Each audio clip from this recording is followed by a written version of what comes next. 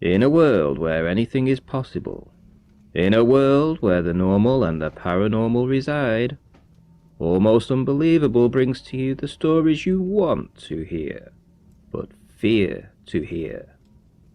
Join us in the pit. You have joined the Almost Unbelievable Paranormal Podcast, and you have also joined the end of Season 1. So, for all of you that are sticking around, glad to have had you stick around, but here we are, we're at the end of the Season 1, and we're ready to go with another story. So, I'm Ranty. Are you there, Kat? I am here, and you brought up the fact it's the end of the season. We've been gradually gaining listeners as the season has gone on. So if you do want to get your fix of Almost Unbelievable over the next couple of weeks, and you're a fairly new follower, then go back and check out our back catalogue. All our episodes are there on all the streaming services. Surfaces or services, one of the two. And we're not going to be away for too long at all, are we, Ranty? No, we should be back in about a month or so. I wouldn't think it would be any more than that. And we've still got to do the Easter special, which is coming out this Sunday. So if you want to tune in on YouTube, we will be live there on Almost Unbelievable. That's it, just Almost Unbelievable on YouTube. So check us out and you can listen to the Easter stream live. And I think we're going to upload that one to Zencastr and the like. So yeah, looking forward to it. Yeah, it should be good. So, as is tradition, should I tell you a little story before we get into this week's podcast? Go on then. I'm all ears, Kat. Now, I'm sure that you have heard of Abraham Lincoln. Yes. And I'm sure that you will have heard of John F. Kennedy. Yes. But have you heard about the amazing string of coincidences that tie the two individuals together? Nope, can't say I do. Well, presidents? That's the only thing I can think of. Well, there's a few more than that. Here we go. Abraham Lincoln was elected to Congress in 1846. John F. Kennedy was elected to Congress in 1946, so 100 years apart.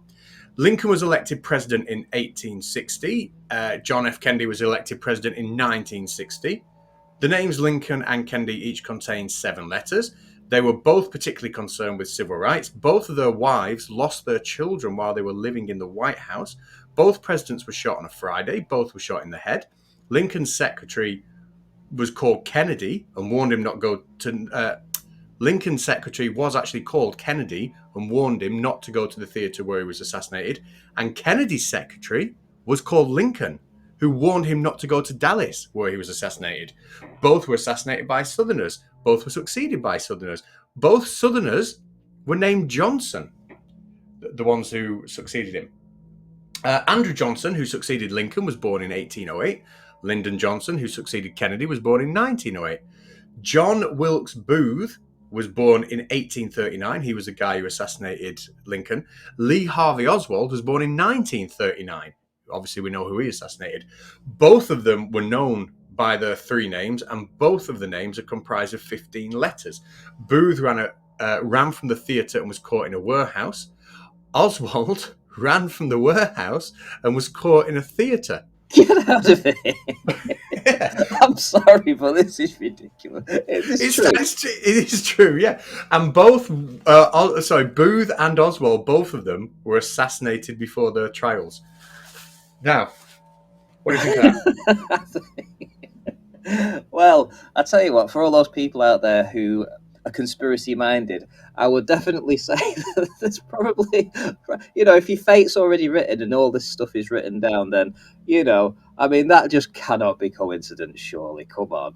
I've been aware of the Lincoln-Kennedy coincidences for a number of years. What I haven't done is ever try to debunk them. I do like my coincidence stories. Maybe another time I'll really dig deep into them and see which ones have been slightly morphed to make the story sound more unbelievable, if you like. But no, there was an awful lot of coincidences between the two. I love that story. It's a great one. I'm just blown away. It was like the little bastard car. That seemed to never end, and this was the same. I mean, come on. I know, amazing. I did want to ask though, do you know where Kennedy was buried? Because I'm not so sure. I think it's Arlington Cemetery, if my memory serves me correct. Anyway, I think that's where it is. Well, what another coincidence? Because doesn't today's guest have something to do with Arlington Cemetery? Yeah, indeed she does. And she used to work at the cemetery. And as you've already seen with the title of this podcast. We've called it The Confederate Ghosts of Arlington Cemetery. So, without further ado, we shall let Meg tell the story, and we'll take it away from there. Yeah, thanks so much. So back in the early 2000s, I was a certified tour guide in Washington, D.C. and Arlington National Cemetery. And I'm an empath, I'm a sensitive. So the sensitive kind of psychicness runs in the family. It goes back generations. We're aware of spirits. We acknowledge spirits. So I love a good cemetery. I'm a little bit weird. I was very excited to be offered the closing shift at the cemetery. And the closing shift is something that you're not supposed to like, but being all into things that go bump in the night, I was excited. Basically, you take this tram that you give the tour during the day around kind of the main drag, the perimeter, and you look for people that maybe didn't know the cemetery was closed or were hiding for whatever reason. And so we'll get out of the trams, go look around behind trees, make sure all the teenagers from their tours with their schools are gone. And so I'm going with the only driver that would do the closing shift. We'll say her name is Dottie. And she was just so fun, so spunky. And, everyone at the cemetery knows their spirits, but some of them don't believe in it. And Dottie, I asked her about her favorite spirits. I was trying to get to know her. I was new. And, I pushed. I was like, okay, tell me all about the spirits. And she's like, I don't believe in spirits. I was like, okay, well, tell me your favorite story that you've heard. So she tells me about this ghost that's on the closing route and allegedly is a Confederate soldier. And she's decided to forgive him for that. But, she's been hearing of his story since she started at the cemetery 20 years ago. So I asked her, can you show me where he is when we go past it? And I was like, surely she's trying to prank me. She doesn't believe in ghosts, but I'm just going to go with it and have fun. So she would drive us along the perimeter of the cemetery until we're basically on the western border, which is by a military base called Fort Myer. And there's a Confederate memorial at Jackson Circle. And the memorial is a little bit different than the way the graves are laid out. Normally, you can definitely tell what it is because they're in a concentric circle instead of in rows. And so, we're driving along and it's actually chilly once you get in that area. And summer in Washington, D.C. is nasty. It's sticky. It's humid. But there's a chill in the air. And I thought that was interesting. There's no birds or anything nearby. In different parts of Arlington, you'll hear birds. And then in some others, there's just no birds, no insects. It's just dead silent. And so I was like, oh, okay, this feels a little different. There's this sort of pressure as you get closer to it. And I was like, maybe it's in my head. She's setting me up for this. And so I asked her, okay, what am I looking for? What should I keep an eye out for this ghost? She goes, oh, you'll know when you see him. He's shy, but he'll get used to you. And as we drive past, she yells out, "Good night, boy," out the window. And we just keep going. And this happens the second night and the third. And nothing happened. She just yells out the tram window. And then the fourth night, it was closer to the 4th of July. And we're cruising towards Jackson Circle and the Confederate Memorial. And I hear drums. And so I immediately think Fort Myer has a military band called the Old Guard, I believe. The Old Guard's band, I should say.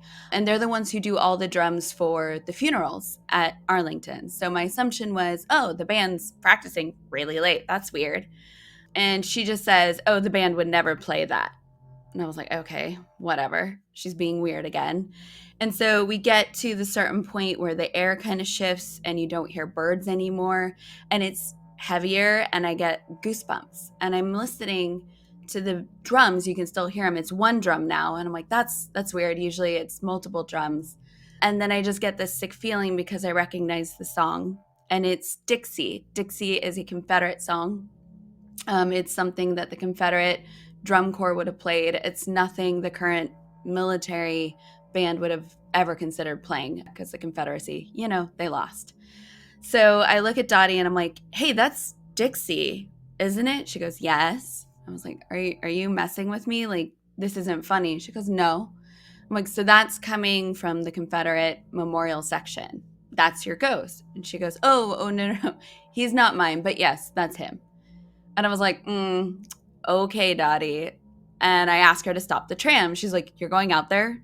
Like, out there to look? And I was like, okay, yeah, this is fishy. I was like, yes, I'm definitely going out there to look. She's like, okay, weirdo, I can see it in your face. You know what this is, but go ahead, do your little sweep. Make sure that none of the teenagers from this morning are out there.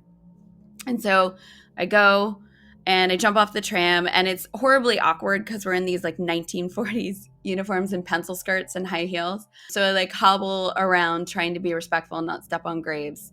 And as I get closer, the goosebumps get bigger and the drumming just stops.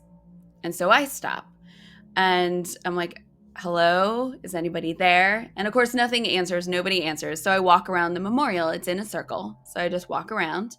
There are no trees nearby, so there's nowhere for kids to hide. And I'm like, okay, you know what? I'm just going to keep going. So I go and I'm about 180 degrees around, and the drum does a little snare. And I'm like, what the heck? And so I run back around to the other side, and there's nobody there. I look for speakers. I look for anything that Dottie could have used to mess with me. But the goosebumps are so big, and it's cold, and it's 90 degrees in DC, and I'm cold.